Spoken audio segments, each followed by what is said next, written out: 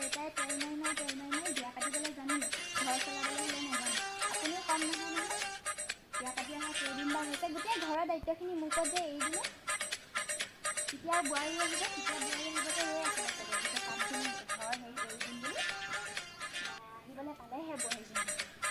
বোৱাৰী এনেকুৱা কথা নকবি দেই মই ভাল বুলিয়ে গোটেই ঘৰখন তোৰ ওপৰত এৰি দিছোঁ আপুনিতো ভালে সেইকাৰণে একো কামত আউঠাও নধৰে সহায়ো নকৰে বোৱাৰী আহিলে কিহৰ চিন্তা তই যে মোক ইমানকৈ বকি আছ তই যদি কাম কৰিব নোৱাৰ বিয়া হৈ আহিছিলি কিয় জীৱনত মই ডাঙৰ ভুল কৰিছোঁ আপুনি কৈছিলে বোলে ঘৰত থাকিবলৈ লগ এটা লাগে ল'ৰাটো কামলৈ যায় এতিয়াহে গম পাইছোঁ ল'ৰাটো সেই জুৱা খেলিবলৈ যায় সেইটো কি কাম বুলি কয় নেকি জানিব লাগিব মই তাক কেনেকৈ শাসন কৰিব লাগে আপুনিনো কেলে নোৱাৰিলে ইমান দিলে ল'ৰাটো ভাল কৰিবলৈ মোক যে এতিয়া ক'বলৈ আহিছে